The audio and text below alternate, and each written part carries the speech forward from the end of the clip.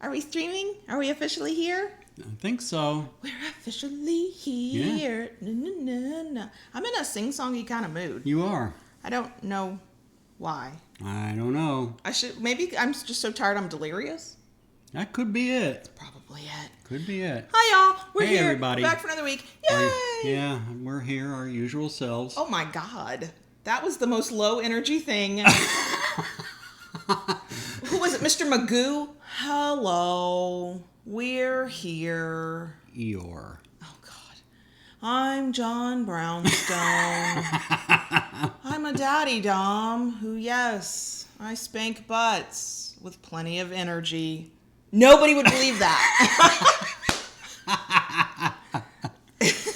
All right. I'm starting strong this week. I'm just going to sit here and drink my coffee. No, you have to participate in this one. Oh. So, first of all, for anybody who's new, wow, is this the first one you're watching? If you're new, I'm sorry. I'm Kayla Lords.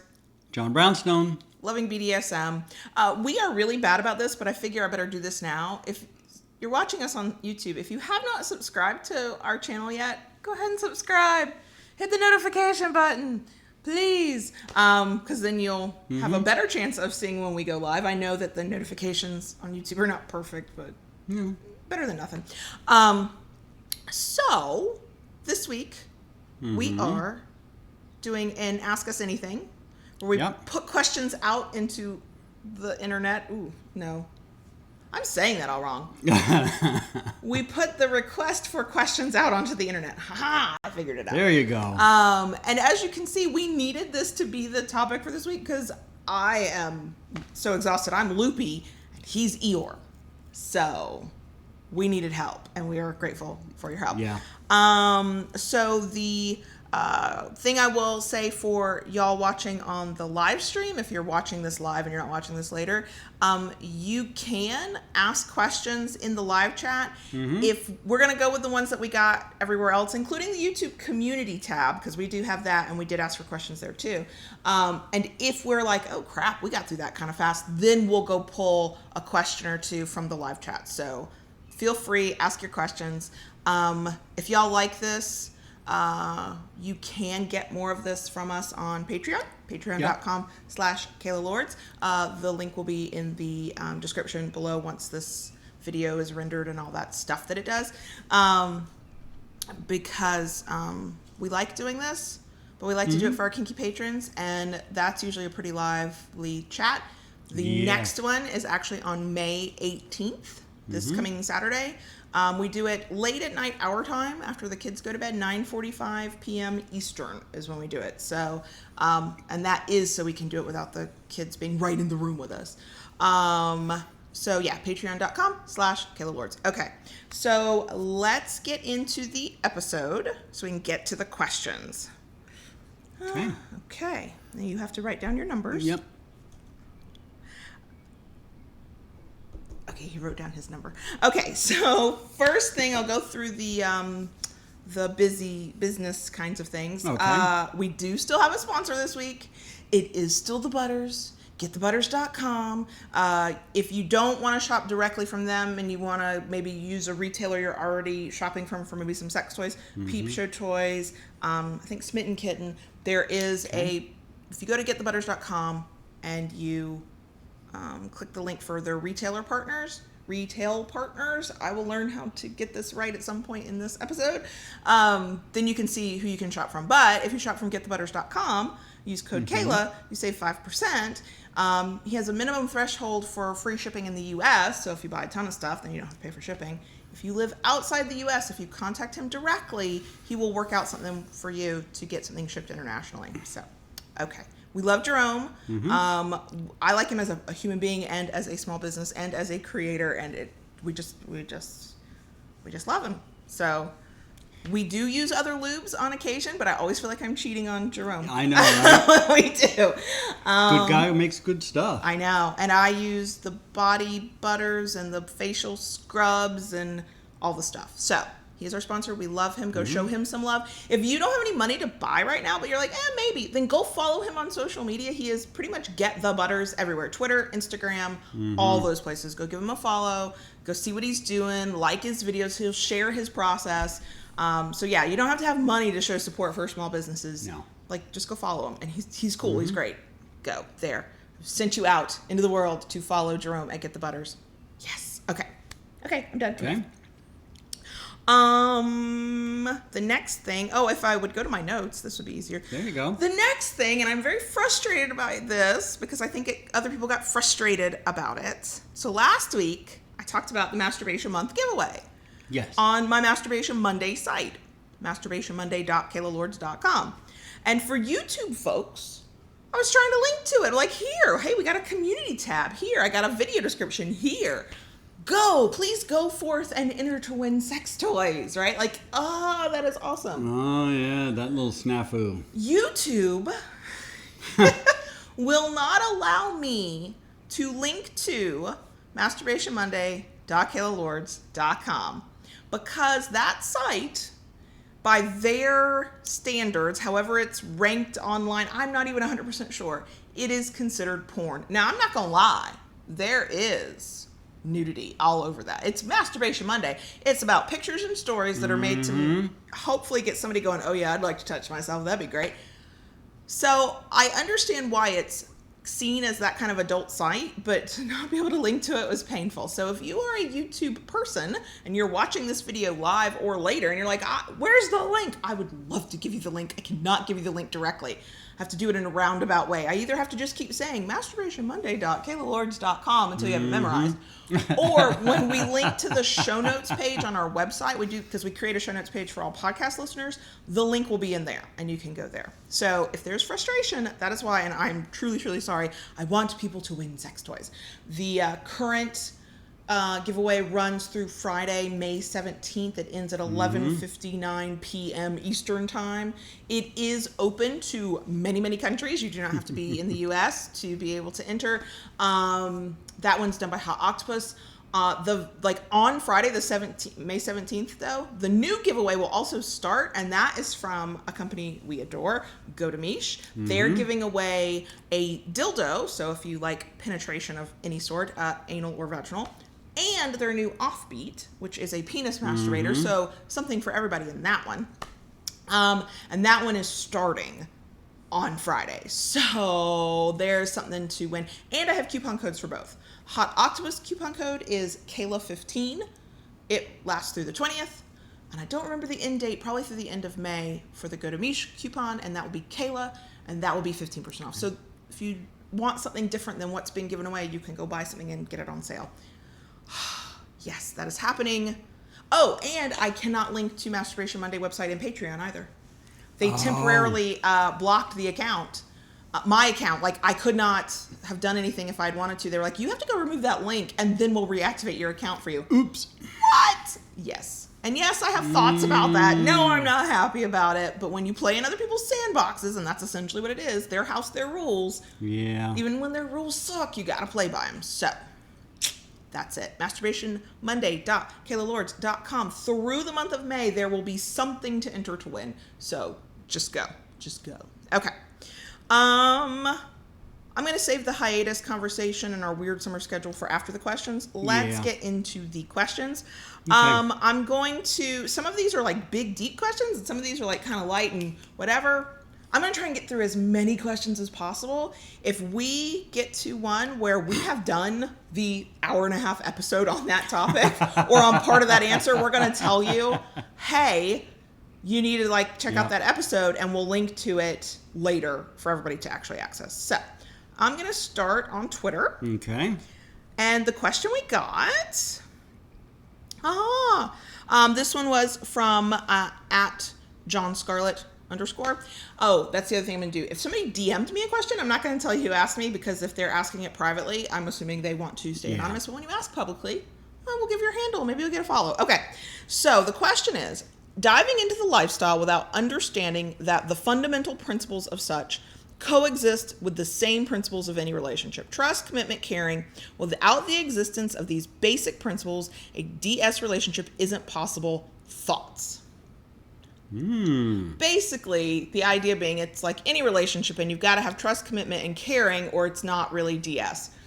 So I have thoughts, but I don't want to, y'all know me, I'll suck up all the oxygen. Do you have initial thoughts or? Yeah, I think those things are the cornerstone of a DS relationship. Yes, every relationship has to have trust. There has to be commitment and caring. But in a DS relationship, it builds on those. I think there's even more of that. You have to have respect. You have to have a very deep respect for the other person, for each other. Right, really. Absolutely. It's got to be a mutual thing. Because of what you do, giving up power to someone, you have to have the full understanding of consent. And consent isn't one and done. No. Okay? No. Consent is an ongoing thing. Even with us, we have been together now for what we're talking, it's like 7 years. By the end of total. this year, we will have known each other 7 years. Yeah, 7 years.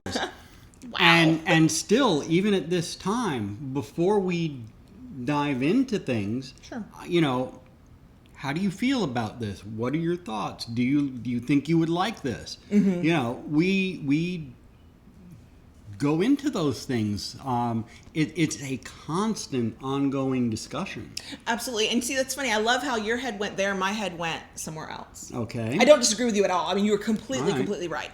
You can't have a healthy, thriving, any relationship without those elements. That's absolutely No. true. But here's the thought that came to my mind when I was reading this. Okay. A couple of things. One, I do not think any relationship begins at full throttle with full trust, full commitment, full caring. Those things develop over time. So no healthy relationship will lack those things on whatever level works for you. Now, a lot of people will hear those things and they will automatically assume romantic. They will automatically assume sexual. No. A relationship is two people relating to one another in some way and building some kind of rapport. So it can be a platonic friendship where you happen to do kinky shit together, right? It can be a loving, romantic, long-term relationship. Maybe you get married, maybe you don't. It can be that too. It can be any kind of relationship where it's one person and the other person coming together to build something together that is mutually beneficial. Yes. So no healthy relationship will lack these things. You will build trust. You will build commitment. You will care for one another.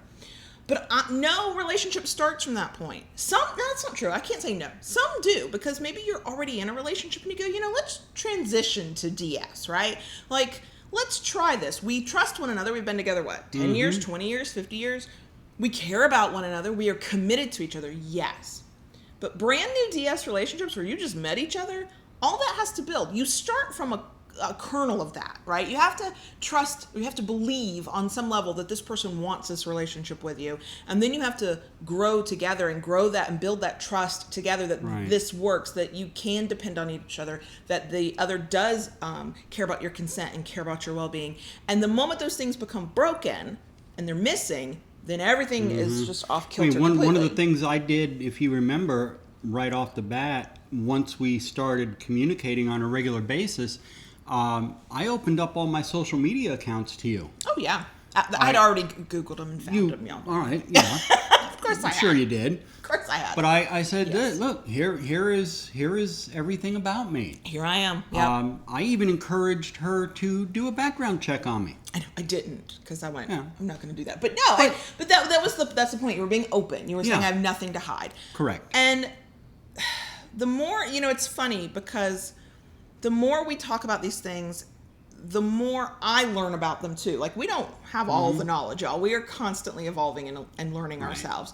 But if when I look back, our DS began much earlier than and you and I both know this, the romantic side, the sexual side. Right. But even before it began in a very platonic way, when it was just a true power exchange and there was nothing else going on, there were still elements of it there, because you're a dominant and I'm a submissive, and that is who we are and how we relate to potential partners. That's just part of our nature. And I didn't fully trust you, and yet I entered into it. Why? Because the seeds were there of it. I wanted to trust you. I wanted this to be real, even as I was terrified of it. I wouldn't admit that I was committed to you yet. Yeah. I made you wait like 6 months before I was like, yeah, I'll stop talking to other people. Yes. I mean, there were reasons for that. I never hid that. I never acted like he was my one and only. In those first 6 months, I was very, very honest about it. I went, I'm not ready for any commitment. I'm too bruised and battered. My heart could not have handled it. Oh my God, that breakup was so bad for me. But that didn't mean that we weren't building something together. So I don't want people to hear you have to have total trust and total commitment and total caring or it's not DS. No, what you have to have is the willingness to build it. Yeah. The willingness to try. And that takes time. And it takes work. Yeah. And it takes effort. Right. And what I found is once we did get to trust, commitment, caring, and we were both invested in the relationship, then everything became a lot easier. So as long as you're willing to try, you're going to struggle because you're going to be struggling against your own head and your own experiences. And what does that mean? And what did they mean? And you're going to be learning these skills. And then not just the kinky skills, the communication skills. There's a lot to learn, right? So you're going to struggle. But once things start, if your relationship is meant to have things click into place and it's meant to go on long term in whatever format you have it, okay? It does not have to be marriage and together forever. Then once you have the trust, commitment, and caring, then everything else becomes a lot easier because then you have the faith that you can work through it together, whatever it is. It doesn't become easy, it just becomes easier. So, anything else you want to add about that one? No. Huh. So, hopefully to John Scarlett, we answered that appropriately. Okay, I'm going to go into FetLife. Okay. We are on FetLife, loving BDSM PC, just saying. The PCs for podcast, y'all. Okay, so I'm not going to say the person who asked this question, and I'm not going to give too many details from this question because it's a universal question. Anybody who goes out into their local community has dealt with this. So basically, they said there is a dominant person in their community that they do not like. Like it's a bad energy mix, the personalities don't mix. But everyone else in the community seems to really like this person. And yet the person asking the question is like, I don't like this person. Okay. So doesn't want anything to do with that person. But since they're part of the community, they have to put up with them at every munch and every event. And their partner says, just don't acknowledge this person you don't like. But it's hard when they're everywhere. Any suggestions? So I'll let the dom give the answer and then I'll give the sub answer. Also, there are people in my community I don't like either, and I think they know it because my face talks out loud. I don't know. That's kind of tough. I mean, how do you avoid somebody? It's hard not to. I don't know. In all honesty, I don't. I'm going to give a very unsatisfactory answer. Okay. Your partner's right. You literally have to learn how to go, okay, they're here and I can't let that affect me. It is okay. Now I think part of it is, this idea that we think we're all supposed to be this one big happy family in the kink community and we're all supposed to be kumbaya and loving on one another. No, there are people I don't like. They are few and far between. Most of the people in my local community I adore. We just went to a wedding last weekend of people we adore, and like half the room, like when guests were sitting later, it was like, oh, these are all the munch people. Here's all the kinky people together, right? And even people I didn't know and only knew vaguely, I could still sit and have really good conversations with, right? Do you think it's one of those situations where, to me, a saying kind of came to mind, keep your friends close and your enemies closer? Possibly. Yeah. Possibly. I'm so non-confrontational and also really hate bad energy around me. I understand where this person's coming from. The very few people in the community that I don't like, I want them the fuck away from me. It's bad energy mix. And until somebody does something that is harmful in the community, you can't decide they shouldn't be there. True. And it is hard when you don't like somebody and you're watching people that you admire fawn all over them. You're like, what the hell? And some people will go internal and go, what's wrong with me that I don't like that person? And other people will have this reaction. What the hell's wrong with everybody else? There could be very valid reasons why you don't like this person. There's always valid reasons. Your reasons are your reasons. But I mean, you could be picking up on something that makes you go, this person's problematic and you don't know why yet. That's possible. That is possible. There was a situation in the community that I had heard about where somebody who is a top had questionable play ethics. Okay. Yes.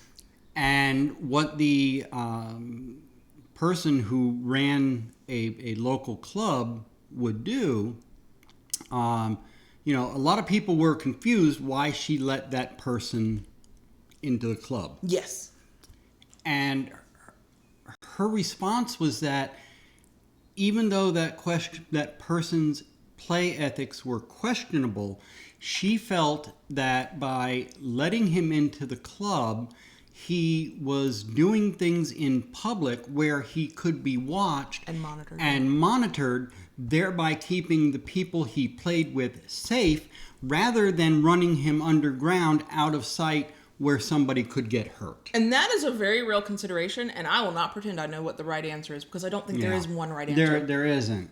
Because there's an argument to be made for that, because many of that person's partners, once things got problematic and they thought, oh my gosh, is there something wrong with me what's wrong that I'm not okay with these things that are happening? There was an entire community there who knew who they were now and could go, no, let us tell you how this is really supposed to go. And they could either decide if BDSM was even for them, or if this was they could make some decisions with knowledge and information. When they began questioning things, they had a group there to support them. So when there are problematic people in your community, and the thing is that sometimes it's just a bad energy. That's just not one of your people. Yeah. We come across those all the time. Sometimes it's your intuition going, there's something wrong with this person. Or sometimes you have direct knowledge that there is something wrong with that person. And if you feel unsafe with somebody, you should not feel forced to be around them. And unfortunately, if you don't have the support of the community to say, no, that person is unsafe, they got to go, the only option is to remove yourself from that situation. Is that fair? Of course it's not fair. But sometimes that's the thing that keeps you safe. If it is truly just, I don't like that person, then this is going to be a little bit like elementary school, and you're just going to have to be in the same room with the person you don't like. If you make it clear to your partner, and they, even if they don't understand it, they at least support you, and they go, okay, well, we don't have to go do things with that person. We don't have to be in conversations with that person. We don't have to be in the room with them, but we don't have to interact with them. Then that's the best, probably the best possible way.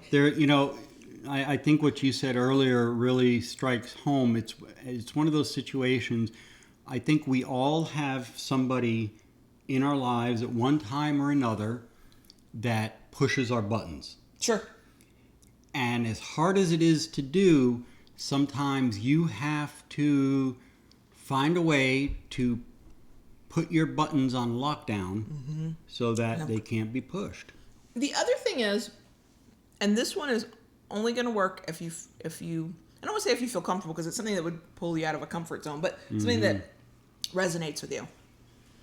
If you don't like a person based on just what you've seen, you've not had a lot of interactions with them, they've not done anything to you, you don't have a concern that they are somehow dangerous or unhealthy in their BDSM practices, and it's truly just there's something about that person I don't like. One option, this won't be for everybody, I wouldn't do it. I mean that truly. I would not do it, but some people might, so I'll put it out there. Go have a conversation with them and actually get to know them a little bit better. A lot of people put on airs. That could be a person who thinks they're supposed to act a certain way because of the role that they are, right? Dominant or sub, right? They're supposed to be a certain way because they're this. They're supposed to present this way. This is something that they're trying to attract partners, so maybe that's why they're acting that way. They want to be seen as important. They could be hiding a ton of insecurities, or they could be a completely different person one-on-one than they are when they're in the middle of a group. And it's an option for finding out, because we say first impressions are everything, but first impressions are not always the right impression. Sometimes we see what people want us to see, and that's not really who they are, or people want us to see something, and the way we interpret that thing they want us to see is not what they meant. Like, that person might be trying to be the life of the party, the outgoing, vivacious one, and what's happening is they're the obnoxious one. I have been that before. It's maybe possible you could see a different side to them, and then even if you're not friends with them and you don't like them afterwards, you're still kind of like, you're too much for me. at least it's less of a negative thing that's encroaching on your own experience at events and munches. That is an option. I know it would not be one that people would universally do. Depends on personality. So there's that. So hopefully that person is watching from Fat Life and got their question answered. Okay, so we're going to the next question. All right. Okay, so this one is from our YouTube community. And we actually talked about potentially making a vlog out of this before we got the question. So great minds thinking alike. This one is from, am I going to say your name right, Nezzy? Nezzy Cake? Nezzy. I'm just going to say Nezzy because y'all know how I am about names. Okay. Basically, the question is, what gear do we own? Like the wearable gear, not just collars, and how often do we use it, and which are our faves? I'm usually naked. Yeah. So I don't. Do we have any? I mean, blindfold, but blindfold's not a gear. Do we have gear? I mean, in that sense, gear. In that sense, gear. I know you don't have any corsets. A corset is on the wish list of things for you. I know. I've looked at several and just haven't pulled the trigger on getting any for you yet. Purple. Just saying, purple. The gear, so to speak, that we use on a regular basis.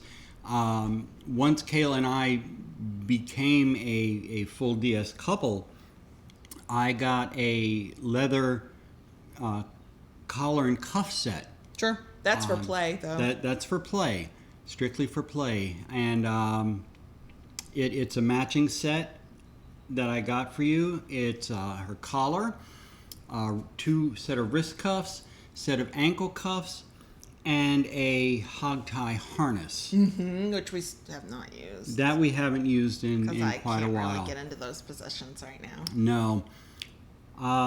Gear-wise, it's mostly toys. Which is why we want to do a vlog, so we can kind of go, here's what we play with. Yeah. And then of course, and that's why it was funny to get that question, because it was like, wait, we were just talking about that. But for gear, we wear like harnesses or no, we're probably the I don't know if there's like a name for it, but we are very casual in our kink. So you and I have had a scene, if we're not both, like if we're at home, there's a good chance we might both be naked.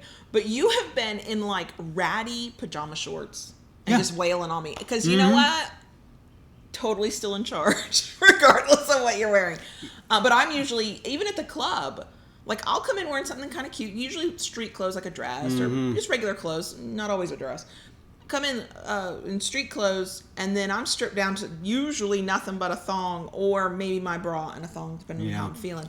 We don't. I mean, it's not that I'm opposed to it. It's that we've never I think felt the need to go seek it out. This is Florida, y'all. It's laid back. And laid back and casual. So 2 things. One, it's Florida, and it's mid-May now. It's hot as fuck. Don't put too much on me. I'm hot. This shirt is actually touching too much of me. It's a little, I have puffed up a little bit, and so it's not quite as loose as it once was, and I'm like, this is uncomfortable. Yeah. But also, for the podcast listeners who can't see my shirt, sorry, it's one of my purple shirts. Anyway, and also, this being Florida, that wedding we mentioned, bride and groom, gorgeous. Yep. Oh my God, they were so dressed up, and the best man and the bride's matron of honor, maid of honor, I didn't know.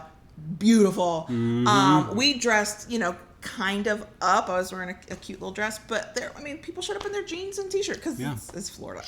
Shorts. People were there in shorts, and it's not a disrespectful thing. It's we're just. You have to kind of go with the flow down here. And maybe it's a southern. No, it can't be a southern thing because in Mississippi you dress to the nines for a wedding.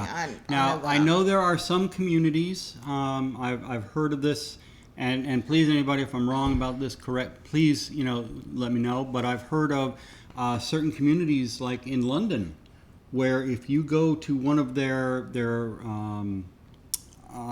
parties or functions, you are required to dress in leather. Well, and it depends. We have that kind of here too. There are high protocol parties where the rules are laid out. You're expected to dress in certain ways. There are certain parties that are like Victorian parties, and you're expected to dress a certain way. And there are some clubs, that we have heard about. Kinky friends of ours talking online, where they have like a dress code. They expect you to dress a certain way. Right. And then, of course, there are. I think. I don't know. I know there are some communities. I have heard of this, and please, anybody, if I'm wrong about this, correct. Please, let me know. But I've heard of certain communities like in London, where if you go to one of their functions, you are required to dress in leather. Well, and it depends. We have that kind of here too. There are high protocol parties where the rules are laid out. You're expected to dress a certain way. And there are some clubs, that we have heard about. Kinky friends of ours talking online, where they have like a dress code. They expect you to dress a certain way. I'm sure somebody who knows will correct me if I'm wrong, but I could have sworn that one of the clothed male, naked female events that Molly and Michael, Molly Moore, Molly's Daily Kiss, Michael at Dom Signs, go to, I think they have a dress code for how the men are supposed to to dress. Yes. Or that they have in the past. I'm not 100% sure on that. I have seen some pictures of actual events that have occurred with that theme, and the men were all dressed in suits. Right. So, and I have no doubt that happens everywhere. And I know there have been parties in our basic area where they've implemented a dress code. Yeah. But in general, unless there's a dress code, gear is not required. So we've never really sought it out. Gear is not something we really sought out. For us, it's more the fun of the play and the toys that we use. Exactly. Yeah. It's really just hit me. Hit me. Okay, so I have to go to my phone. Okay. For the next one, and that is on Instagram. And we got several questions here. Okay. Let's see. Let me pull them up. Here we go. Okay, so Dyke Bear asked, what made you begin your journey into BDSM, and how has your relationship changed since embarking in that relationship? I have an entire website, KaylaLords.com, that if you can get through 2,000 pieces of content, you can actually read the whole thing. You want to try and do the Reader's Digest version? I'll kind of hit on the Reader's Digest. For me, even at a young age, I think I had some hedonistic tendencies. Always kind of drawn to different things and different styles of things that was not considered the norm. And that kind of lay dormant for many, many years until I, by accident, discovered a DS site on the internet early in the day. Oops. And it kind of piqued my interest in the fact that, I am not the only one who has thought of these things, and there are other people that like it too. And that kind of fully began my journey into seeking out things kinky. And how... and I would not even try to how our relationship has changed. First, two things here. One, we've done 2 episodes on our origin stories, so I will link to those in the show notes. 2, we began as a DS couple. We met and went, we're kinky, and this will always be part of who we are. I mean, just to give a quick little, I would have to say that if anything, it has strengthened our relationship over time. But it's not that BDSM came in and changed our existing relationship. No. We started as Dom and Sub. That is where we began. But for anybody who's interested in Dyke Bear, if you're listening or watching, we will... In the show notes, I will link to the episodes where we have talked about how we met and how we started in Kink, because there's always an evolution of any relationship, right? But BDSM is not the thing that caused our evolution. It is interwoven into everything we do, right, as we evolve together. So we actually do learn, we talk about learning new things together. We try new kinks. We let go of some things that we thought were important a few years ago, like all those kinds of things. And my journey into BDSM, I was a vanilla blogger who was blogging my way through divorce, and I stumbled across these things called sex blogs and read them and went, wait, what? You can write about sex on the internet and nobody seems to mind? A lot of people seem to mind, but not everybody. So I became a sex blogger first, and once you kind of become a sex blogger, there's a whole community. It's a massive community, and you find it's like pulling one little thread, and a whole bunch else comes with it. So I followed one blogger, and then another. Oh, that one's really kinky. Oh, that one's really kinky. And I went, what is this kink thing? And it was a very slow evolution. KaylaLords.com, pretty much everything from 2012 will just illustrate that evolution. Okay, next question. This one is from Mrs. Bubbles 421. Okay. She was asking if we could explain more about our open relationship, because she read the post about how you had gone on a date, and she's asking, have I ever been on a date? We did an entire episode on that, on being 24/7, being 24/7 DS and being poly, which is just a way of saying open relationship. They have slightly different meanings, but I'm confused. I don't know what the right term is either. Ethical non-monogamy. Right, and consensual non-monogamy Yeah. is sort of the umbrella term. So we have an entire episode to talk about that part of a relationship, but the specific question that John Brownstone's gone on a date or two so far. Have I? No. I actually ended up writing a piece about that. It's not directly connected to that, but it's about why that kind of thing hasn't happened. I just wrote a blog post at killerlords.com called I Need to Be Pursued. It goes part and parcel with the whole idea that I used to have about how I was supposed to be this independent woman who didn't want any man telling her what to do, and I'm a submissive who likes it when her man tells her what to do. Culture, society, the way I was raised told me that I should go after people that I'm interested in, and every fiber of my being screams no when I think about that. I will indicate interest. If anybody's noticed, I'm kind of straightforward. You'll know. I'll let you know. I will let you know. Yeah, no, go away. Or yeah, you're cool.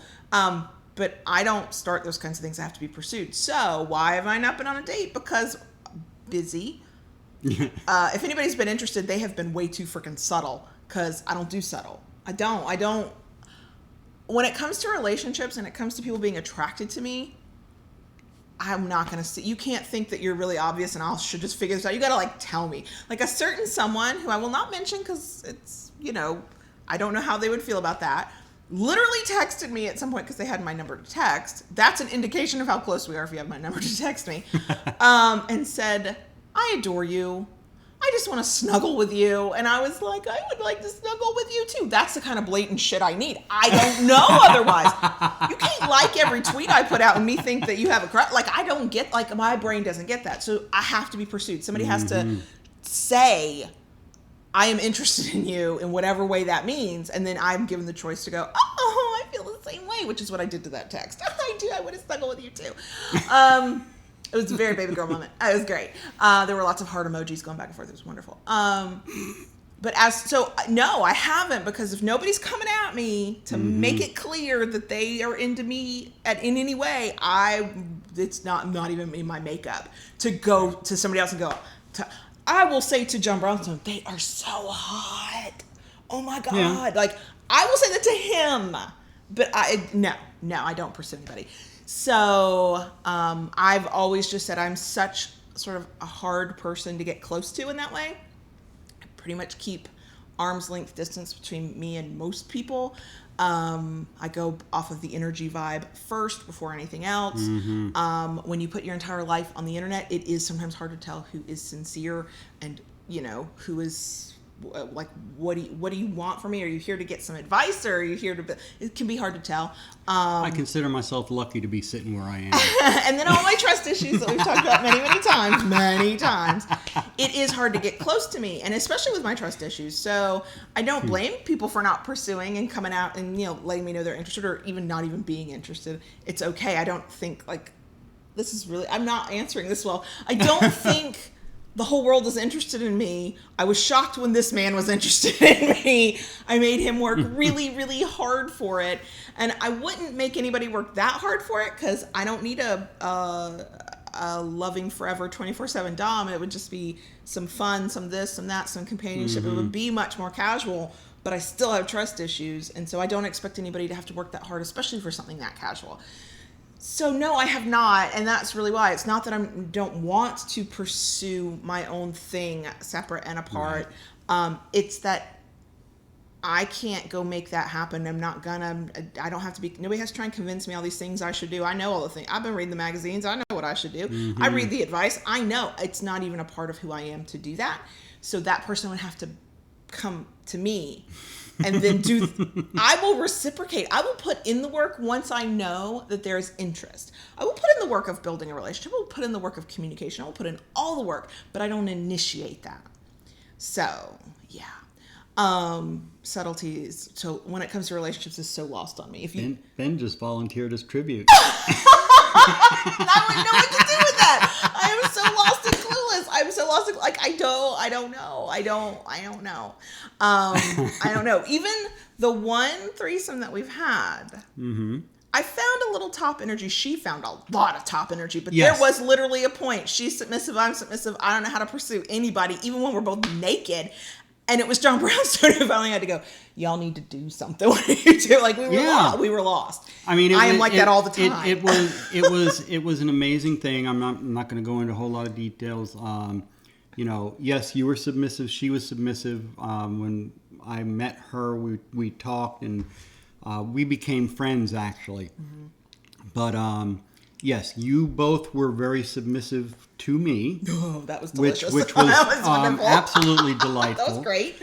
But when she turned her attention to you, she had a top energy that just blossomed. Anybody, I know who I am, and I know what I am, and anybody that I have any kind of relationship with is gonna have to bring some amount of top energy. You don't have to be a dominant, but you gotta have some top in you. Because if you walk up to me and you're like, I think you're hot, I think you're great, I want to get to know you. First of all, I hope this is not a stranger, because I have a stranger danger thing. I don't like strangers, except on the internet to give them advice about relationships, but in a romantic way. Like, what? But once you get past that point, like it's. I need direct questions. I need questions so that I have the opportunity to answer, for some people that would drive them batty. They'd hate that. They want somebody who can be an aggressor. I don't become an aggressor, might be too strong of a word. I don't become that way until I'm totally comfortable. How long did it take for me to become totally comfortable with you? How many years? Yeah. Before I could even say, I want this. Can we do this? True. Right? So yeah, whoever I end up, if that ever happens, it will likely never happen. But if I ever date somebody, they'll have to have top energy. And I'm not even saying genders, because I'm so confused about who and what and the types of people I'm attracted to.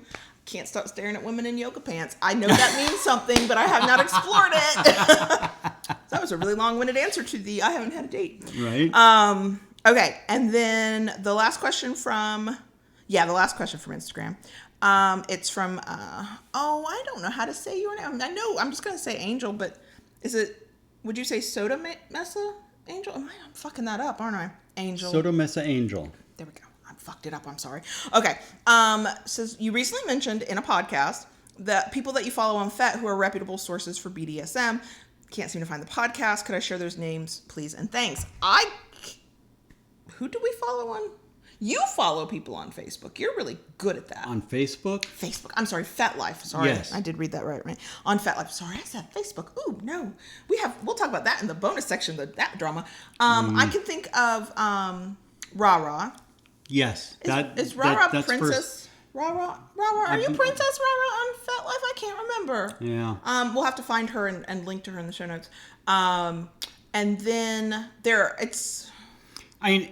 with FET, I think it depends. It's more the groups than anything. It's more what you're into. There are a lot of good groups on there. Mm-hmm. I know if you're into rope, there is a group on there called Self-Tie Tuesday. Mm-hmm. Okay, fantastic people.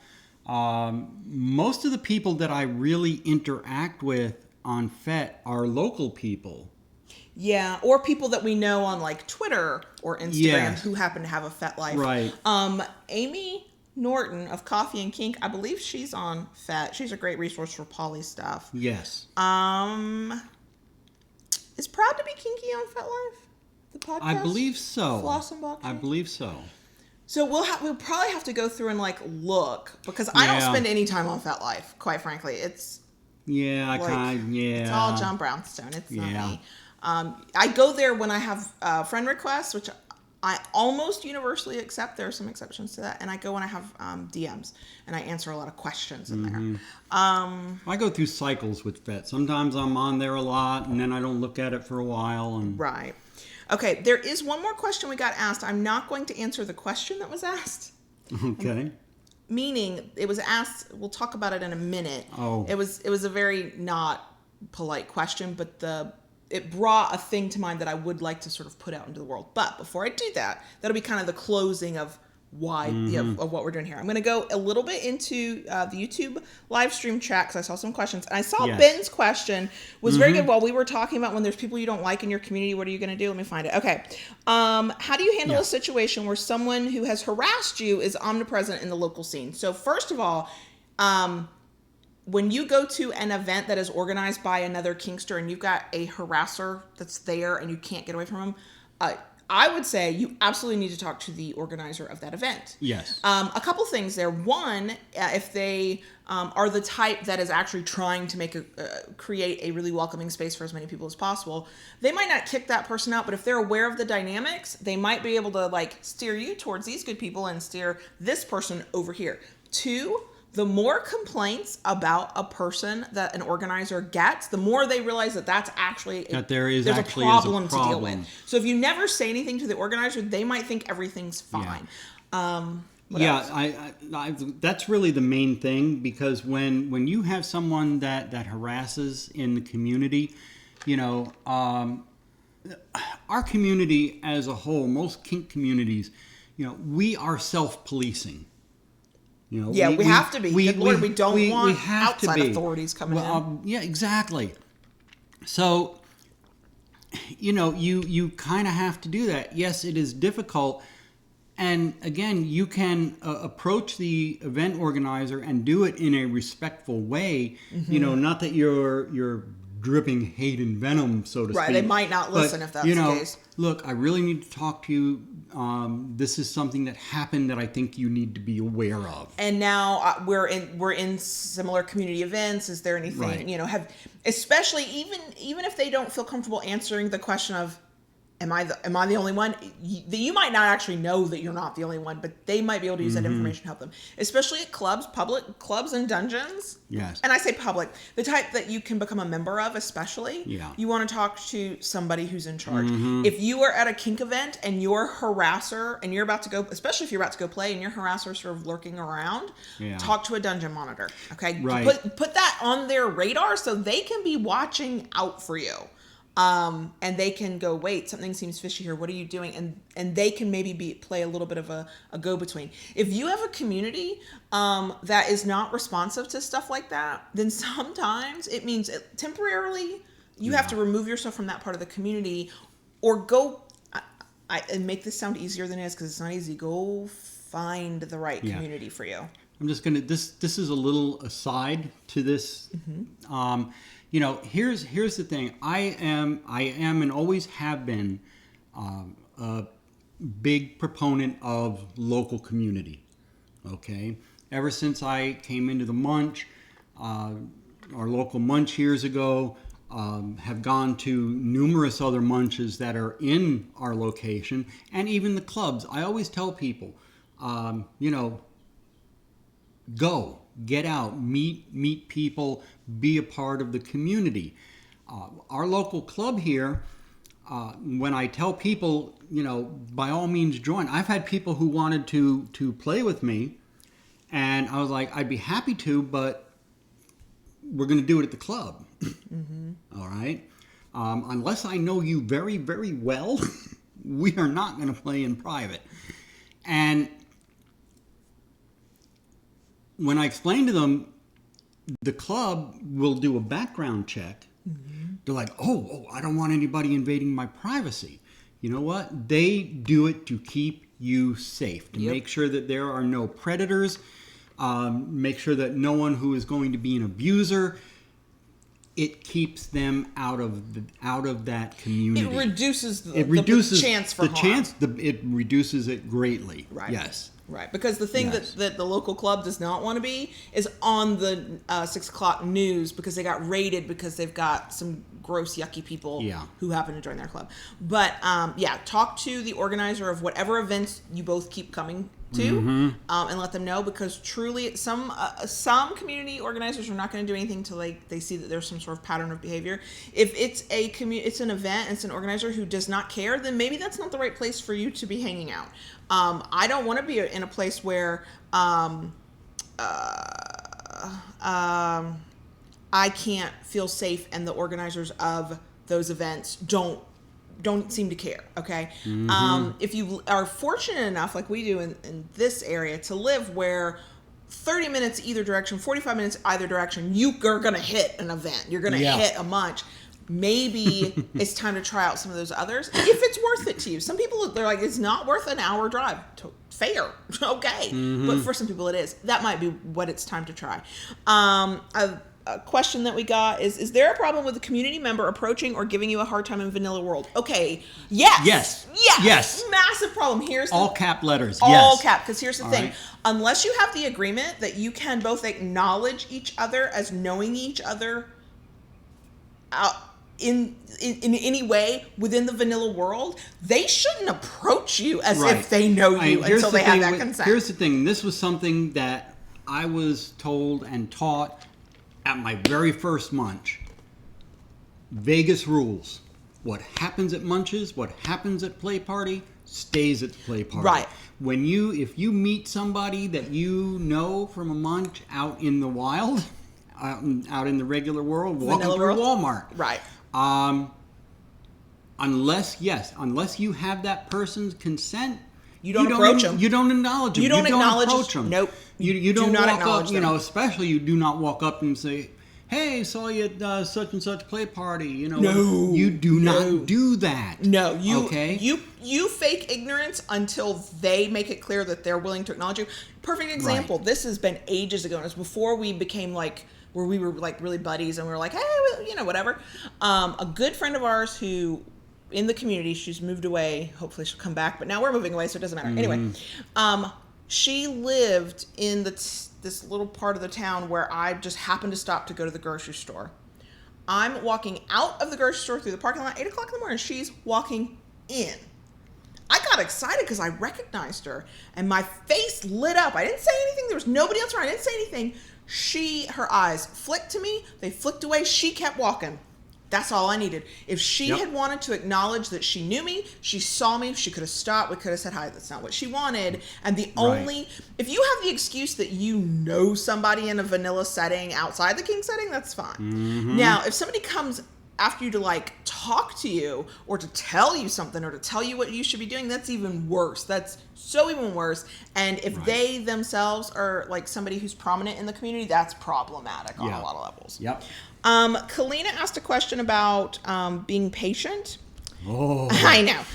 Universally, this is not true of everybody, of course, but as a general rule, submissives are very impatient. Not always, but most of us. Dominants need to be patient, but it's a skill you have to learn. But the thing I'm not going to rehash that here. The reason is we have an entire episode that I'm sure is over an hour and a blog post on patience. So, Kalina, if you'll check the show notes, anybody else who's interested, check the show notes later. I will link to that because it's a massive thing in DS, especially for submissives. Patience is hard. You want what you want, especially if you're a submissive who knows you're submissive and maybe your partner is just now going, oh, yeah, maybe I'm a dominant. Maybe we can do that. Sure, we can try it. And you're ready for things to happen. That's a conversation and answer that's worth an hour and a half. But yes, in general, patience is an issue. It can be an issue for both sides of the slash. Impatience is much more common in submissives, and can become problematic for either side of the slash because it can cause you to rush. And a lot of the problems when I've talked to people through DMs and emails, the first problem is usually a lack of communication, but the other issue that causes a lot of problems in DS relationships is you're trying to do too much too fast because you're feeling impatient and you want it to happen right away. So that is that. Okay, let's see. Okay. Want me to go ahead and... Yeah, Ben, you have to say the question. For podcast listeners don't. Ben is asking, what software and hardware do we use to live stream and record? The bare fucking minimum. It is. What we use, Ben, software-wise for audio, I'm a big fan of the software Audacity. It's free. It's free. I'm a big fan of free. It's something I've used for years and years and years, and have pretty much grown up with Audacity. As far as the video and live streaming, We use OBS. we use OBS Studio. And we don't use it to its fullest extent. No. We use it. We use its basic functions, but am very, very happy with it. As for hardware, it's a mishmash of stuff, and it's really sad. It is in some instances. The video camera we use right now is a Logitech webcam. That was really good when we picked it out. Comparatively, though, Not so good anymore. No. The audio hardware, it's a PreSonus USB mixing board. It's an 8-channel mixing board. It's been fantastic. I love it. That's been a good purchase. Love it. We got that for podcasting. Yes, then I went, let's do video. We've got it for podcasting, and it has been absolutely marvelous. Now the mics, I can never remember. I can't remember what they're called, but they're good mics. They're decent mics. If you want, ridiculous ton of money on those. I can let you know on Patreon later. Yeah. For some reason, I can never remember the name of the mics, and it's not stamped on there. Right now, we got them on sale, and we still spent a decent amount of money for on both them, mics combined. It was over $200, right, on sale. And all this is then piped into my computer. Yep, your custom PC. My custom. I had a gaming PC built. Used to game years ago. Don't do so much anymore. But the power behind it is enough right now. It is while we're sitting here. It's running the mixing board, it's running the audio recording, it's doing the live streaming. Right. So it's got the oomph to do that. That I bought through CyberPower online. And I've been very happy with the equipment, the software. The camera. Well, except for the camera. That was a little disappointing. Yeah. Hate the camera. We do want a good, for people who prefer YouTube for their content. We want a good video camera. I've been looking at different options that different vloggers use, and it ranges from a few $100s to a few thousand. We will most likely, when we finally get one, stick with the few $100 range. Yeah. But our equipment has evolved over time. When you first started doing the podcast, she was just using an HP laptop. That was already old. And the onboard mic. And that was already old. Then we graduated. We started recording at my computer when I joined in at that point, and we each shared a single USB mic. $200 mic was our biggest purchase. Here's how I look at things when I start creating new content. I do it on the cheap at first. Even though I know the quality isn't as good, even though I can see every problem with it and I want it to be better, because I want to make sure before I spend a dime that this is actually something I want to do, because if I will do it when I know it could be better, the quality of it could be better, and I still can't stop doing it, I have to keep doing it, I have something to say, I have something I want to put out into the world. Once I get to that point of, I would do this if nobody was paying attention, is sort of my base level, then I'll start investing money. And now, and quite frankly, we started doing these things when I made like easily a fifth of the money I make right now.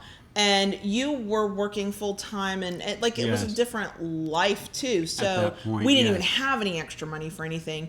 And now, like I said at the top, we're going to be, I think I said it at the top. I said it at some point. We're taking the investment that our Kinky patrons are putting in us, and we're going to figure out exactly how to do more with that. Right. Beyond transcripts, beyond a couple of things we're already doing, beyond the basics. So I mean, there are that. things I have been looking at that would be nice to upgrade to. One of the things being lavalier mics. Oh God, yeah, I'd love I love this mic, and when we just do audio, I love these mics. These mics are fantastic. Oh my God, they're audio, freaking awesome. But y'all can't see them on the live stream, but there's on the podcast or on the podcast, yeah. But 2 mic stands on the coffee table in front of us, the arms, the mic, cables run across the living room. Oh my gosh, yeah. You have to be very careful walking through this living room right now. And it's quite the process to set this all up every week. I know. I put some pictures on Instagram one time of a before and after what our living room looks like. Oh, Lord. And then there's the lights now too that we use for the video. Which is funny because I think a lot of it is, one, how we use the lights, and we have played with it a lot, and this is just as good as we get it. Yeah. And also the color of our walls, because we didn't choose the color of our walls on how it was going to look on a video. No. Our live stream color is way off, but when we make Yeah. a video that I can edit, and I just click a couple of buttons, because very basic editing skills, like non-existent editing skills. It normalizes. It normalizes the color, and then Yeah. you can see this really pretty, like, brownish color on our wall. I want to go back real quick. Tammy asked when we were talking about when somebody from the community, like, you see them out in the vanilla world. Her follow-up question was that she's worried that paths will cross. That when paths cross, that they'll expect different treatment. Okay, here's the deal. I'm using the example. I don't know the details. It's fine. The details don't matter. I'm a submissive. I come across somebody that I know is a dominant in the vanilla world. Maybe we work together. Maybe I'm the boss and they're the whatever. Maybe I'm the one providing a service and they're the customer. It doesn't matter. Our kink roles play no fucking part. And if somebody tries to pull a kink roll on me in a vanilla setting, they will find out what kind of top energy I really have. I pity them. And also that I'm only submissive to certain people and sometimes at certain times. So I pity the poor the fool. foolish person who would go, well, I'm a dominant in the kink scene, and here I see you in a vanilla setting, so I'm going to try and dom you in vanilla setting. Fuck you and the horse she rode in on, and I will tell you that where everybody can hear. Yeah. Inappropriate to the nth degree. They are either completely uneducated about the community or they're an asshole. And it's as simple as that. So that should not happen. If you're worried about it, it shouldn't happen. Most people are decent. Most people won't do that. Okay. So Were there any other questions? I don't know. Okay. We're going through podcast listeners. Sorry. Hum a song. I'm scrolling okay, well, through. While you're doing that, I'm just going to say real quick, Kalina, patience was not something I have always possessed. It was a learned trait for me. She still has very little, and I have to better. keep. You are better. Way better than you used to be. But I used to have to keep her in check with her patience quite a bit. One of my favorite sayings was "patience, baby girl," and I don't have to say that as much anymore. No. Okay, so we got a couple of questions. Ben asked this one is a two-parter. And it's fun, and I'm going to do this, and then I'm going to do my deep question. It'll be the question that I'm holding, and then we'll go into bonus section. Okay, for anybody who has stuck through us with this to this point, bless you. And also, I want to remind everybody that every time we're about to go on hiatus, the episode before the hiatus is always crazy long because we're getting it all in. So this is the fun question. All right, two-parter. Okay. Okay. You're on a desert island. Mm-hmm. Deserted island. Desert island. Island. It's just you and your lonesome. Yeah. What's the coffee you bring? What's the kink equipment you bring? Go. I'll let you go first. Okay. Would definitely be a dark roast. Would it be a hot coffee? Yeah. You're on an island with the sun beating down and your skin's going to start peeling off. And you want a hot coffee. Yes. Of course you do. Of course you do. I'm looking at...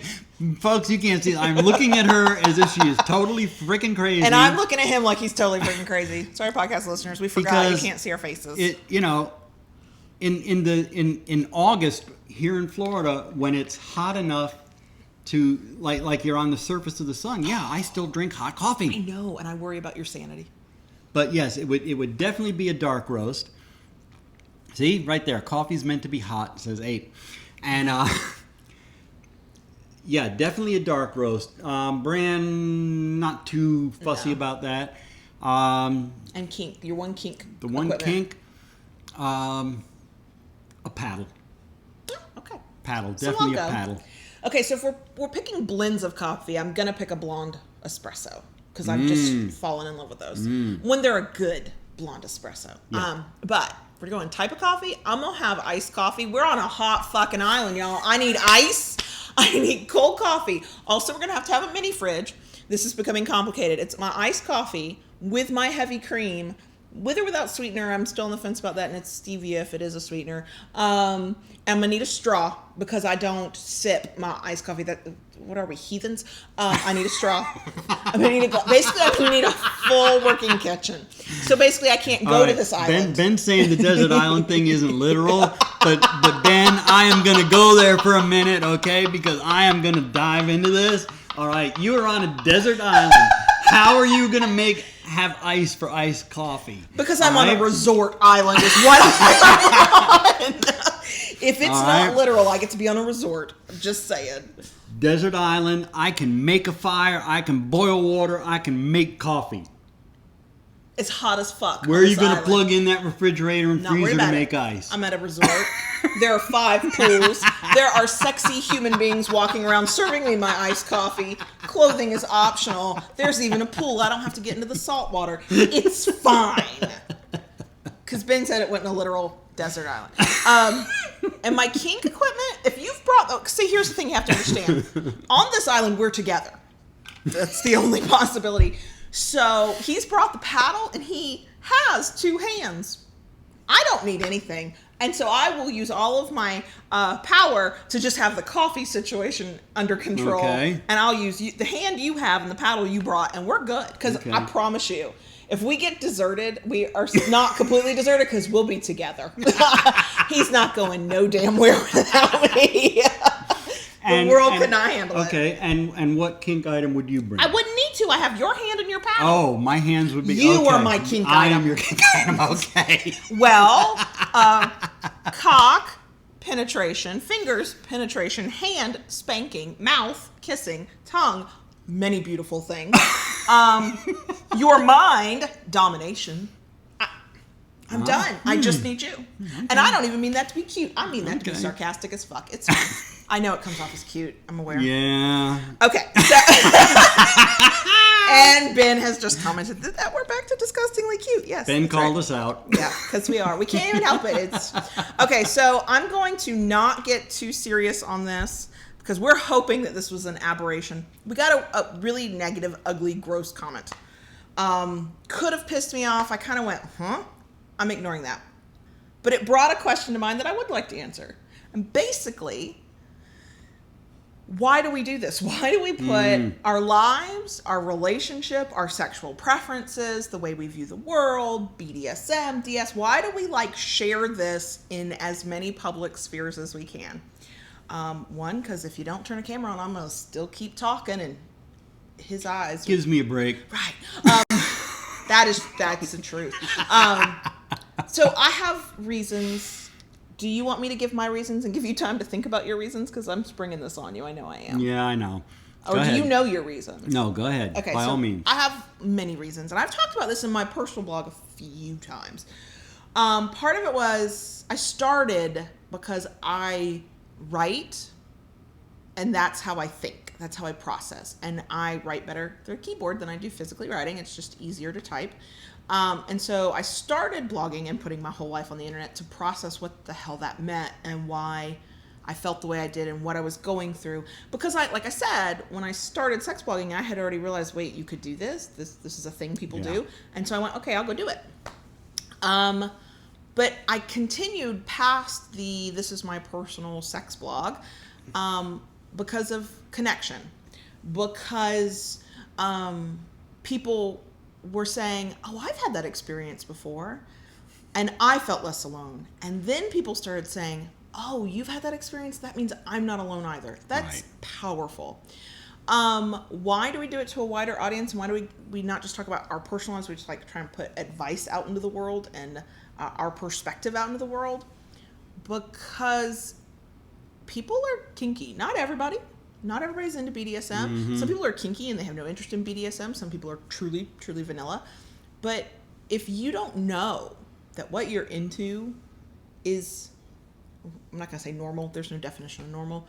but that it's not deviant, that there's something wrong with this thing that you're into, then you do think there's something wrong with you. You do think that maybe you're the only one who's into this spanking thing, and what does that mean? And are you destined to be alone? And can you ever tell anybody? And you hide parts of yourself. People, when we don't talk about things, people do dangerous, stupid things because they don't have the information that they need, right? I look at 50 Shades. When that came out, there were so many people who read the books, watched the movie, and were like, "Ooh, I want to try this," and they ended up getting hurt. Yeah, going to the ER. Some of them rather badly. You need to be aware that this is risky. What we do, and the same thing, you hear me talk about community, from local munches to DS support groups and different things. And, this is just another way to have community. Right. It's to know that there's nothing wrong with you because you want to give up power, you want to have power, you want to go back and forth, maybe you're a switch, that you're into this act or that act. I feel like I spend a lot of time telling people, you're not the only one. First of all, there's 7 billion plus of us on this planet. I don't care how weird your thing is. You're not the only one. There's somebody out there. And the more we talk about these things and the more we bring them into the open, the less alone people feel, which is huge. Right. When people feel alone and they feel isolated, bad shit happens. It either happens because they internalize, and so they are less healthy and happy and aren't leading functioning lives, or bad shit happens because they take that internal stuff and they put their negativity back out into the world. So when we can feel less alone and we can feel like we're part of something and that what we do is okay and it's healthy and it doesn't say something negative about us. We are not, bad people because we're into this, and we are not. Consent and communication, the only 2 rules that, we say you have to follow. That's a huge, I will, as long as I know that there is somebody out there that they read a piece I write on mental health, they hear us talk about this thing that we're trying. And sometimes people aren't connecting with, spank me, daddy. They're connecting with the way I agonize over asking for it. They're connecting with the way John Brownstone is like, here's how I handle it. And that's the point of connection. And as long as we keep connecting with people and making people realize that, hey, this is a thing and it's okay that I like this and maybe I can do it in a healthy way and I'm not alone, then y'all ain't gonna shut me out. Right. Quite one of the reasons why it's important to me and why I do it, I make no bones about the fact that part of my early journey, I started on Tumblr. When you could still. And I wish I could still. I love Tumblr. I am not going to deny it. I am a visual person. I love the imagery that came across. But I also know that there was a big problem with that.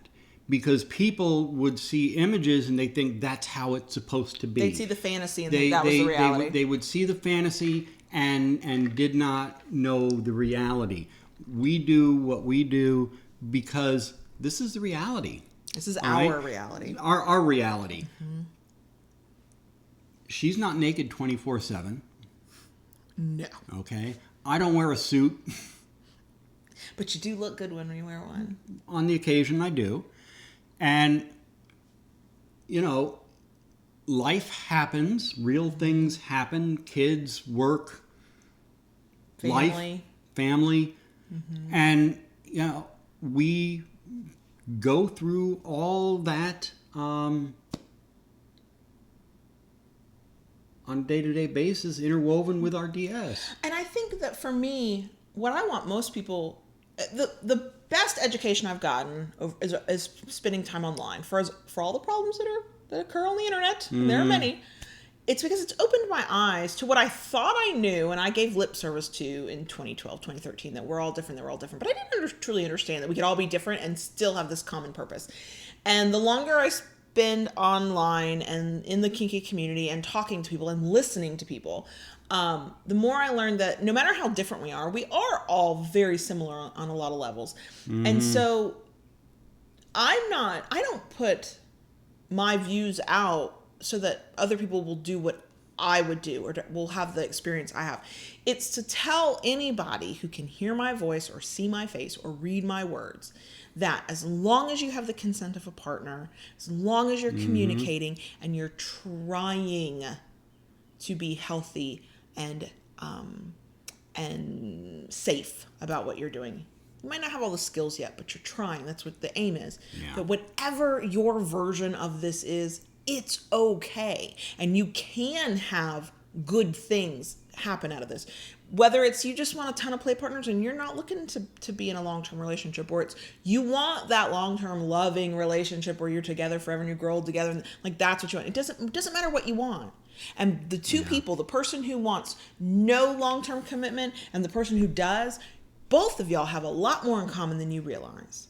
And if people figure that out because they realize, no matter how different they are from me or from John Brownstone, that they can relate to us as well, then we can relate to each other. And then we have a happier, healthier community. And then, quite frankly, if more of us could feel like we are accepted for who we are, even if we're not talking about our private sex lives, but we feel like we're accepted, like we could go into a vanilla space and be a kinky person and it wouldn't be the end of somebody's world that we are, then the world starts to become a little bit happier, a little bit healthier, because of all the problems that are on the world, and there are a lot of them, and there are many reasons for those problems.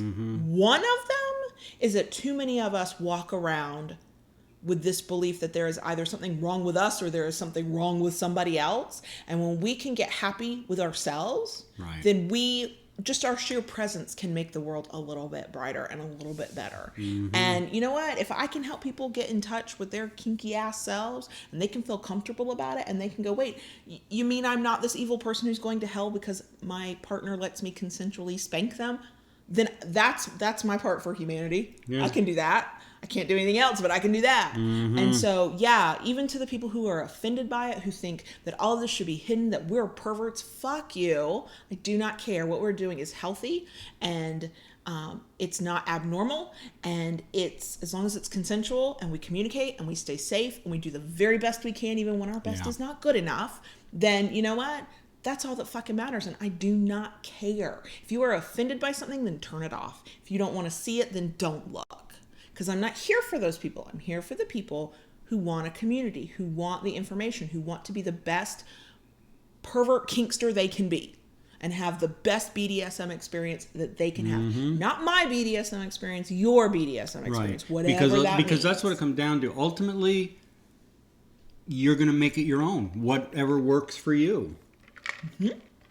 Exactly. And that's the thing I really want to get through to, especially newer kinksters, because there's always this worry about, am I doing it the right way? What's the right way to do it? There is no right way to do it. There is right for you. There is right for your partner. There is right for what's right for the two of you together. And I don't care if that's your partner for 10 minutes or that's your partner for 10 years. Same principles apply. Right. So, okay. I don't want to save this for bonus section. I want this to be episode part because some people at the bonus section leave, and that's cool. For the hiatus. So because of the move, we've talked about this a million times. Some people are like, God, shut up already. Guess what? When we get back from hiatus, we'll stop talking about this fucking move. So we are done for definitely the next 2 weeks through the end of May. We might miss the first Thursday in June. Yes, I think we will miss the first Thursday. Most likely we will. So it'll be 3 weeks. If you are following us on social media, you will still see us. If you are a patron, you will still see us. But for recording videos and recording audio and writing blog posts and sending out newsletters, something's got to give. and that is it. If I get a wild hair at my ass, I might do something on the website, but for the summer, for live stream watchers and video watchers, we will have to figure out a different schedule because the kids will be home for a couple of weeks because they're out of school. Then they'll be gone for a couple of weeks. Then they'll be back. So the summer is gonna be really, really weird. We'll try to give a heads up of when we're going live, whenever we can, as soon as we can. But that'll be for podcast listeners. You are set.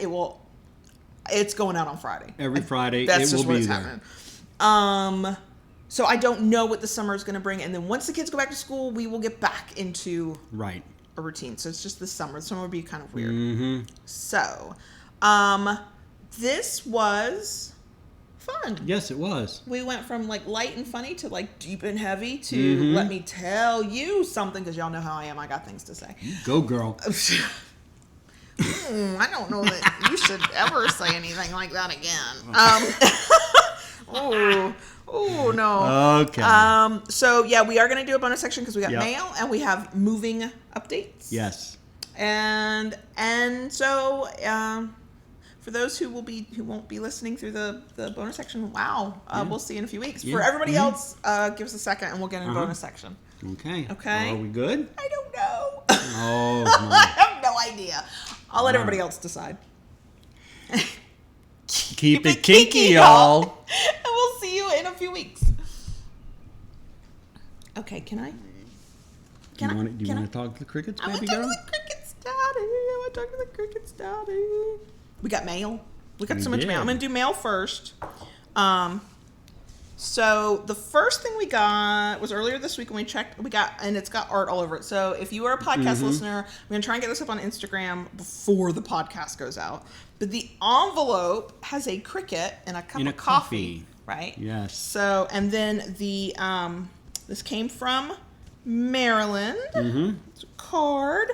And it has. I love that. It has more art. It's a Frappuccino cup and a iced coffee cup, and instead of the Starbucks logo, it's our little face. I think it's representation of our little faces. Yes. The artist is Pastel Baby, BABYBEE, Baby B, Pastel Baby B. I'm totally fucking that up, right?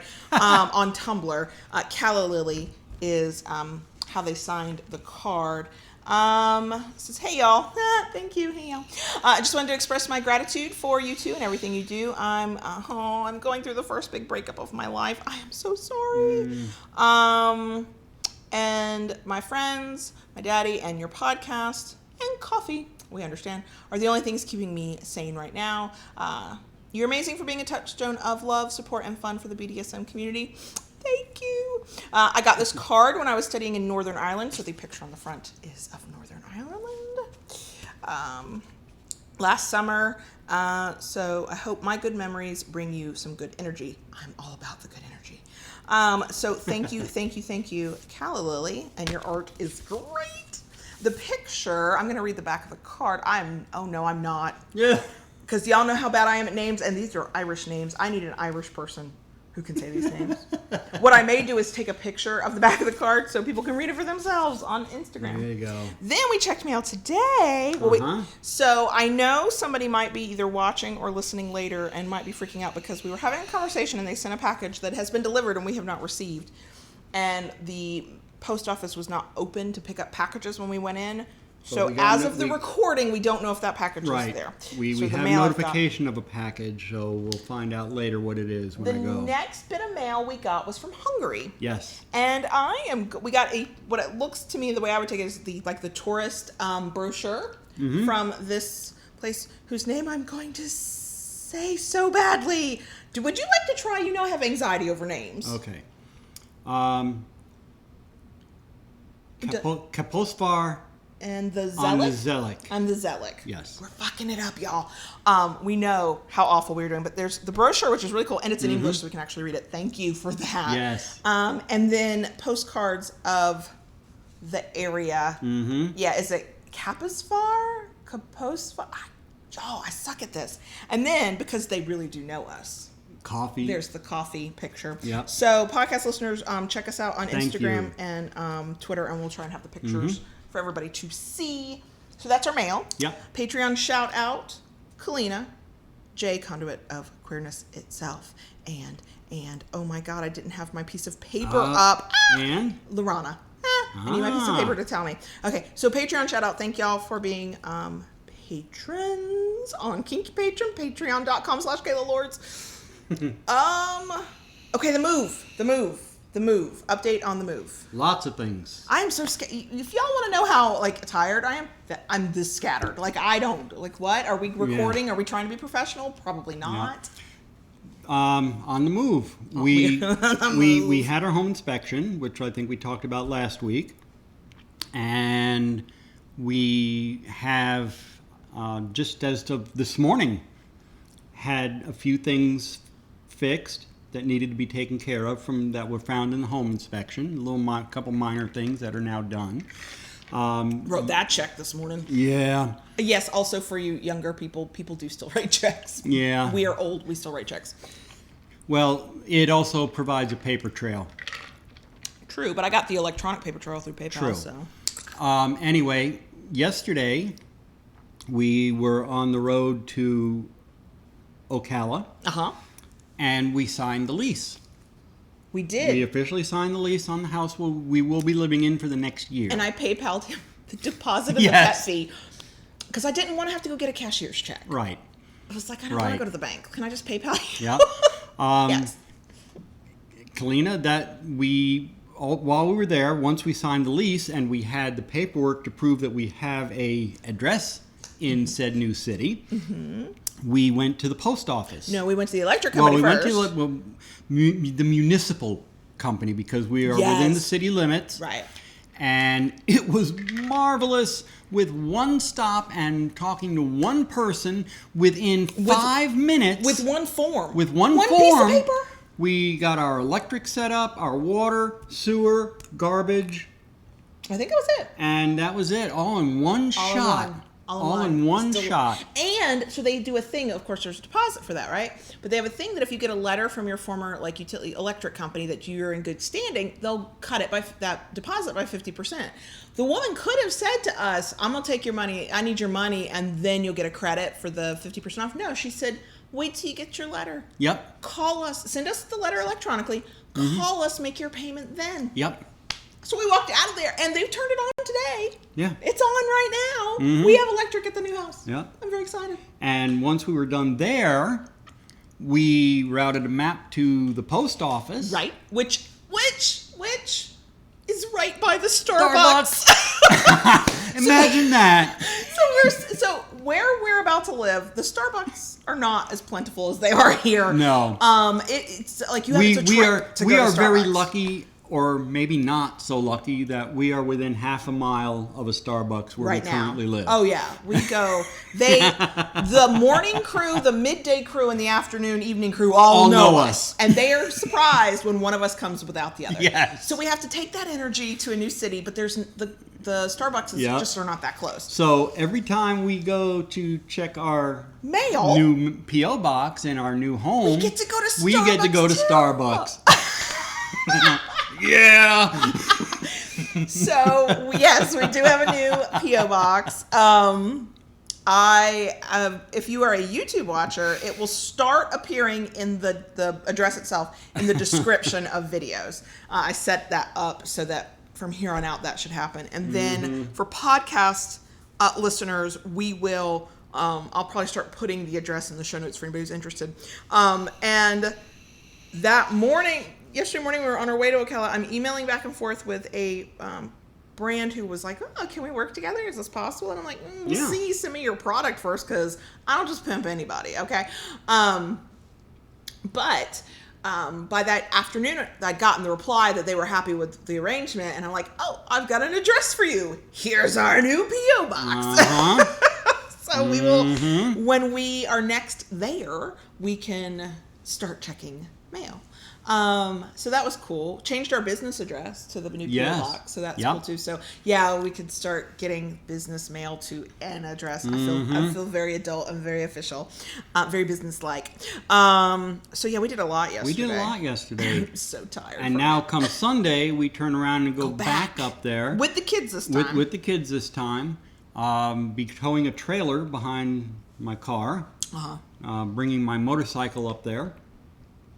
Yeah, decided to trailer that up and park that in the garage for right now. I'm looking forward to that because it is still an urban area, but not quite as congested as it is here. And there's enough rural area around it. You can really get out on the bike. So I'll be able to get my bike out and get out on some open roads, which I am really looking forward to. Maybe not quite so much through July and August, but once the weather breaks. Exactly. Yep. So, yeah, yesterday was a momentous day. It's funny. had been waiting to get to the point where we could sign the lease, because then we could say the address, the rental was ours, and then once you have an address and you have a signed lease, then you can do other things. Like we bought our rental insurance, and utilities are being handled, and we're trying to figure out the internet now, because it's not just, it's kind of cool. It's not just one company necessarily, but it's like, okay, well, who's got the best internet? Yeah. And what we're finding is it's like there not being a lot of Starbucks to go to. Top speed internet does not seem to be the like standard in Ocala. Yeah. Because they're like, oh, well, our top speeds are 25 megabits per second. John Brownstone's like, are you fucking kidding me? Huh? So we can't have that. We got to have some speed. So we have to figure all that out. Yeah, too. we're so now it's all the little things. Because we currently sitting at 300. Are we? Yeah. Oh, I didn't realize that. Yeah. Lord, and I complain about how slow it is sometimes. I'm clearly spoiled. Sure. So yeah, it's all moving right along. Now I wasn't stressed. I've been stressed through this process. Y'all know that. I don't hide it. But dealing with the lease, even paying the freaking money we had to pay. Oh my God. I wasn't stressed through any of that. Once the dude was like, yeah, you can rent this place. Yeah, you can do it in the middle of the month. That's fine. He even prorated our first June payment. I was like, rock on. Thank you. Yes. I haven't, it's been fine. Now, though, that I'm thinking about all the little things we have to do. Right. Change your address here, change your address there, do this, turn this off, turn that on. That's got me like, oh my God, what are we going to forget? So, yeah. And we secured a mover. Yes. We're going to have moving company do everything for us. The price, when I started looking at cost of rental for a U-Haul or Penske truck, and what it would cost to have someone come here to help load the truck and then unload it up there. The difference in cost was so minimal, I was like, you know what? Yeah, just have them do it. Let them do it. Yeah, it's funny. My aunt, I was telling her, okay, here's the dates we're going to be in town, because my aunt lives in town. Yeah. And so I said, here's our moving date. This is the day the moving truck is arriving, and we'll put all our stuff in the house. She's like, great, the first mani-pedi is on me. And it's like, normally I would say, hell no, I'm paying for my own damn mani-pedi. And I went, you know what? I'm taking you up on that, because this moving shit's expensive. And you know what's funny? It's expensive. So here, I haven't had revelations, but I have realized how different life is sometimes. So I've moved from the time I was 19 through now. I've moved many, many times. And I have moved when I was dead ass broke and didn't have 2 nickels to rub together. And I've moved when we have the luxury of going, yeah, we can hire a mover. When we moved into this condo, we hired a mover and we could do it. And we didn't even hire the cheapest. I was very proud of us.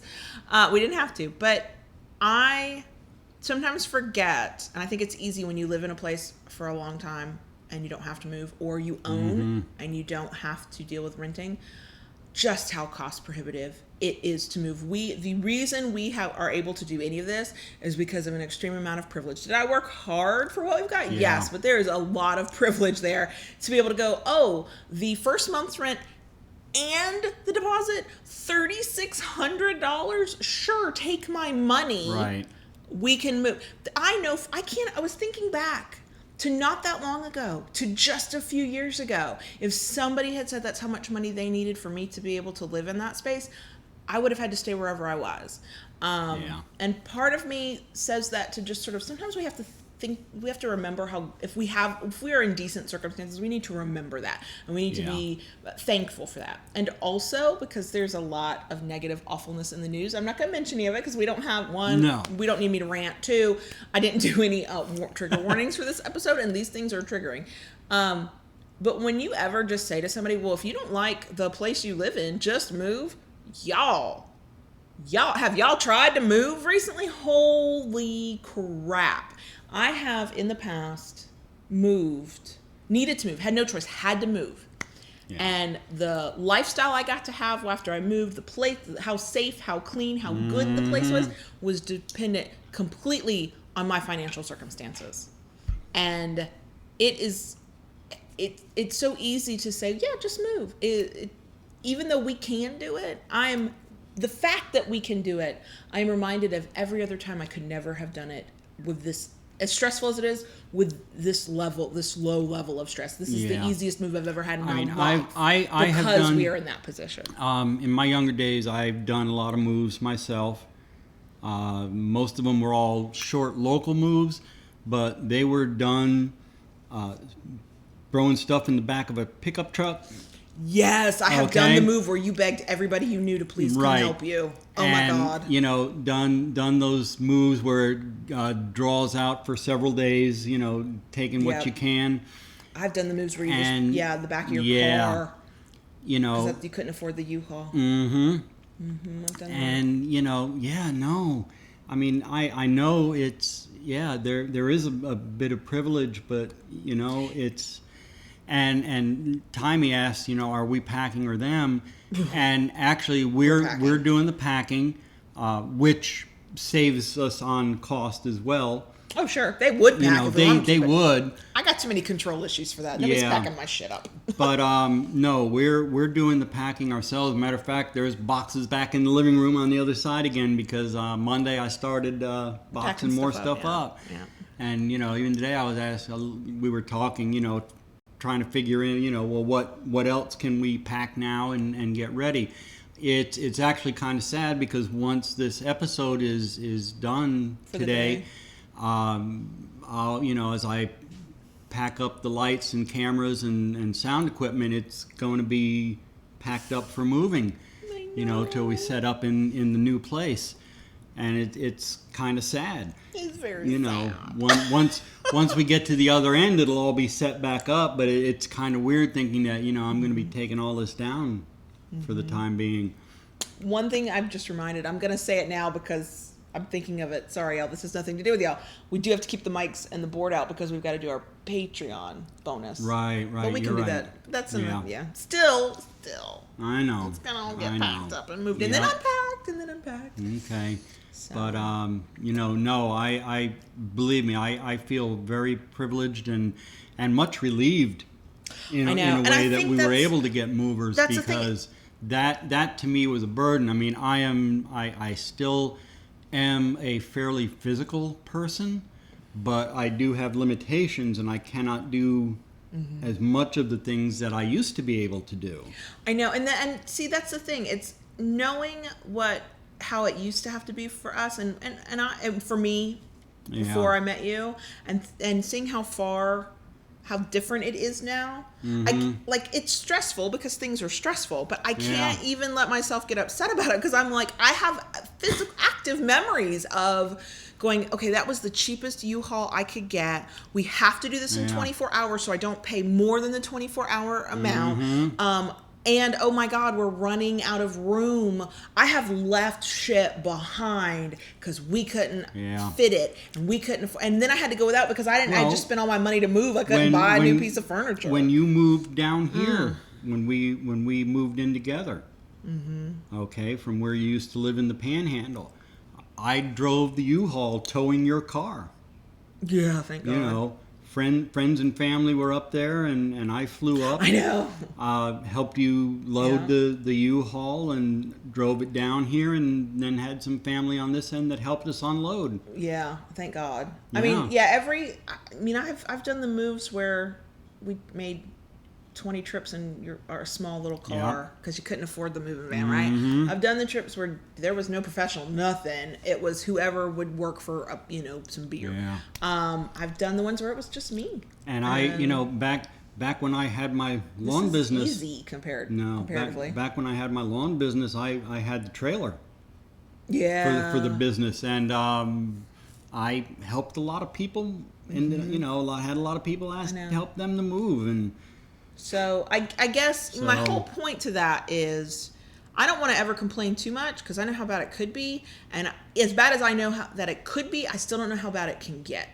And so I try to keep that in mind when we start cavalierly just telling people if they don't like a situation that they should just move.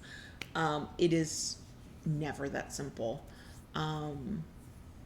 Especially, I said to my mom, who it's not a money thing at all. I'm like, why do you still live in South Mississippi? You're like kind of liberal. And she said, well, all the liberals can't leave Mississippi or we won't be able to make it better. And so there is also that. If you are, because people are like, you do realize you're moving from at least a purplish area where it's nice and diverse, or more diverse than other areas. Let's put it that way. It's not great with its diversity, but it's better, to an area that's not, right? Like people will lean in and go, you do know that's an area where kinksters might not be liked, and your brand of politics might not be liked. I'm like, I know. Yeah. I'll go in there and I'll stir things up a little bit. Maybe we'll change some hearts and minds. You never know. So I've now rambled because you know what? I don't want to leave you guys because I know it'll be a few weeks before we get to record. Yeah. I know that we're not even saying anything interesting anymore. I just mostly don't want to turn off the mics or the camera. I love you guys. I say this every time I go on hiatus. I definitely say it because I'm always reminded, because I like having a break from creating. I like having a break from kind of being on. I am who I am, regardless of whether the mic and camera are on or not. But there is sort of an aspect of it where I'm like trying to watch some of what I say, and I try to be my best version of myself. And it is nice to have a little bit of a break from that, but y'all are my community. We're fortunate enough to have an in-person community we can go be a part of. Now we got to go make new friends, and this anxious girl is not looking forward to that part. But this is part of what I look forward to every week. I'm like, okay, we're gonna get to talk to him. Do I still walk away going, oh God, that sucked, or oh, somebody out there sure hated that today? Yeah, but it doesn't make me not want to come do it. Right. It's because of the connection we've forged. If you're brand new here and you're like, these people aren't terrible, and you want to come back, that's what I'm talking about. There's this oh, I see you. I think I know you. I think I recognize something of myself in you. I recognize something of you in myself, and we foster this community, and it's hard to not do it for a little while. Yeah. It's even for me, I've gotten, as much as I am a lover of ritual, it's this has become that for me. It's become part of my routine and what I do, just as much as going to a munch.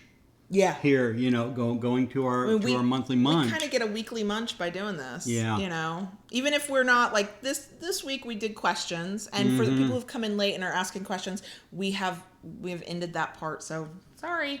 That doesn't mean you can't ask us questions privately. We'll happily answer them if we can. It does. It always feels like I'm always like, oh, who's going to be in the live chat? Or when the podcast drops, okay, this is where I'm going to prove just how much of a needy baby girl dork I am. Podcast drops. So I set it to go live at around midnight Eastern Hour Time. I wake up at 6 a.m. on Fridays, which is way better than when I used to wake up at 4 or 5:30. I'm not complaining. 6 a.m. sounds great. I wake up at 6 a.m. I immediately check to make sure that the episode went live. Because if the episode didn't go live on the website, that means it's not in your podcast app. I've had to fix that before. Okay, so once I know the podcast is out there, here's what I'm doing for 2 days. Checking Twitter. Is anybody talking about the podcast? Good or bad? I'm not looking for criticism. I'm not asking for it. I do the same thing, but because does anybody have a question? Is anybody laughing at something we accidentally said? What? I'm like... And it's not the ego of, oh, people are listening to the podcast, I want them to talk to me. It's, okay, what connected with somebody? Right. What did they hear or what did they see that made them think of this thing, and they're talking about it online? I want to see that. That's the community aspect. Yeah. And see, for me, this may sound a little strange, folks, but I actually subscribe to the podcast. Well, that helps. You can see when it goes live. And I do that for me from a technical aspect, because in the beginning, my God, we had so many technical difficulties, different things breaking, websites going down, that I subscribe to it. When I get up in the morning, I see the notification. Oh, Loving BDSM has produced another podcast. Oh, good. So, that's good to know. Maybe I don't need to do my check. So I kind of know that it's out there. That's my way of checking to see things are running smoothly. Yeah. So yeah, I mean, I know for some people are like, oh, all I have to do is listen. This houses community, because not everybody just listens. I don't expect, good Lord, if all of y'all talk to us, I would be overwhelmed. I would not be able to do anything else. But some people will go, I have a thing to say, and they feel comfortable enough. Or they message us privately, which we totally get, because sometimes you don't want all your shit out there in the world. Totally get that too. But that's part of it. That's the give and take of this, that some people are willing. It's not that everybody should. You should only do what you feel comfortable with. But that when people do that, then I'm like, okay, this is that munch vibe that I get, you know? And maybe that's why we tried the live stream, which we're clearly still doing, as an experiment. And maybe that's why it's never even occurred to me to go, maybe we don't need to do that anymore, because there is a community vibe. Right, I mean, people, and I love to watch on Twitter. It's usually on Twitter, sometimes on Instagram, where we'll put something out, somebody will answer a question or ask a question, and somebody else within our community jumps in that thread and they start talking back and forth. Like, I love that shit. I love that shit. I don't think that we have all the answers, and I'm certainly not trying to have all the answers. I don't have time to have all the answers.